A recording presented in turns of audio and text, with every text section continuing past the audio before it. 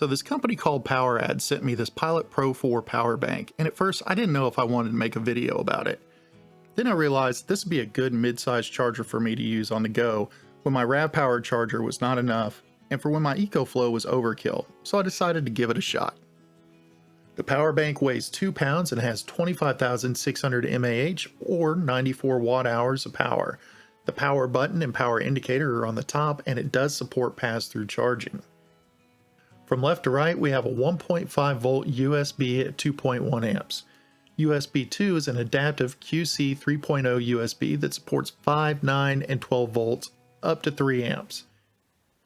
The 110 volt inverter supports 60 watts with an 80 watt peak, and the power bank ships with a 19 volt 2 amp wall wart barrel charger, a micro USB cable, along with instructions and a warranty card.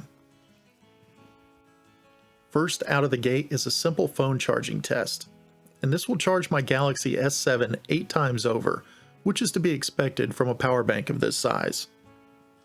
For the next test, I decided to put the inverter to work and see if it'll run my old laptop. I liked using this in the field as nobody gives it a second look due to its age, but planned obsolescence has rendered the battery useless, so it always needs constant power. The PowerAd kept it running for just under 8 hours. Now at 10 watts, it should have ran for 9.4 hours, but keep in mind, when using any inverter, there will be power loss in the conversion from alternate current to direct current. So if you can use USB, then you definitely should, as you will get the most out of any power bank or solar generator this way. Testing the inverter again, I decided to charge all my drone batteries at once, along with charging the controller. And charging these batteries require a lot of power, and the entire setup drew around 50 watts, so direct current was the only way to go with this unit. Now it took just around 80 minutes to charge everything up, and this pretty much depleted the battery, but in the end, it did get the job done.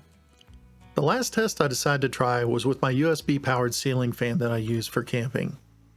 This draws very little power, and I was able to run the fan for 19 hours. I found this very useful, as even though my EcoFlow runs this without any problems, cable management can become an issue. With the PowerAd, I can just store the battery in a gear pocket or in a gear loft and avoid having the power cable hang down from the ceiling of the tent, where at some point I most definitely will get tangled up in it. My final thoughts on this unit is that even though it's heavy and not overly attractive, it makes up for it with a solid build quality and performance. It's a basic, inexpensive power bank, but everything it does very well. You could definitely spend more money and get far less, so I wouldn't pass over this brand without doing your research first.